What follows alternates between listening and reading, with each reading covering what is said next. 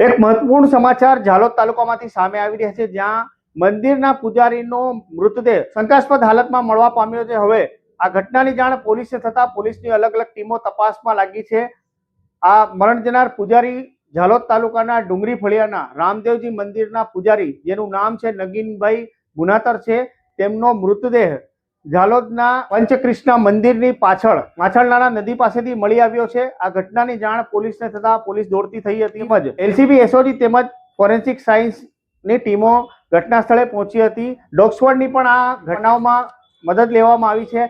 આ ઘટનાથી હાલ સમગ્ર પંથકમાં ચકચાર મચી જવા પામ્યો છે। આ મંદિરના પૂજારી, જે રામદેવજી મંદિરનો પૂજારી હતો, તેની કોની સાથે દુશ્મની હતી, તેને કોઈએ મારીને ફેંકી દીધું છે અથવા અન્ય કોઈ તેની સાથે શું ઘટના બની છે, તેનો તાગ મેળવવા માટે પોલીસની અલગ અલગ ટીમો કામે લાગી છે।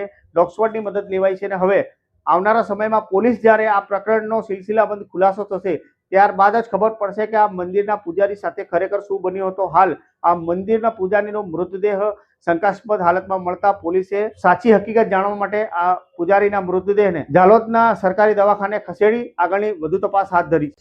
આજરોજ ઝાલોદ પોલીસ સ્ટેશનના ખેરકા ગામે માછલ નદીની બાજુમાં એક નગીનભાઈ વીરાભાઈ ગુનાતર નાઓની હત્યા કરેલી ડેડ બોડી મળેલી છે। જે બોડી જોતા તેના માથાના ભાગે તીક્ષ્ણ હથિયારથી ઈજા કરેલાના નિશાન જણાઈ આવેલ છે।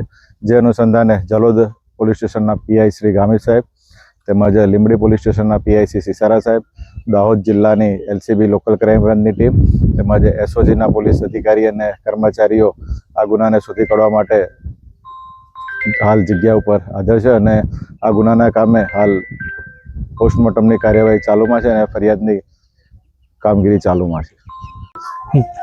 હવે અમારે જે કાકા છે નગીનભાઈ ગુનાતર વીરાભાઈ, હવે એમને કહ્યું કે રાત્રે 4 વાગે નીકળ્યા હતા ભજન મંડળી માટે। હવે અચાનક ઘટના બની ગઈ છે।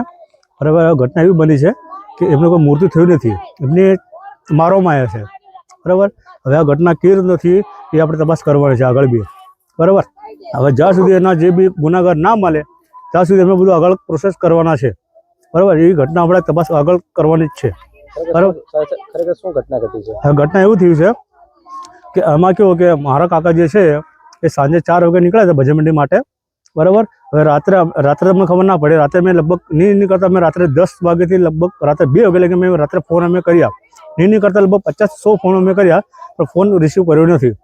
બરાબર, પછી અમને લગભગ હું રાત્રે અત્યારે બપોરે 2 વાગે આવ્યો ઘરે, ત્યારે અચાનક મારી પાસે ફોન આવ્યો કે ભાઈ તમારા કાકાને આ રીતે ઘટના બની ગઈ છે। બરાબર, હવે જોયું તો અમે જોયું અમારા કાકાની ઘટના, તો એમાં જોયું ને એમાં ધાર્યું, ચક્કુ બધું મારેલું છે અને પ્લસ એમાં દોરો, વીંટી, બરાબર, પછી પ્લસ ભોરિયો કશું છે નહીં મળે।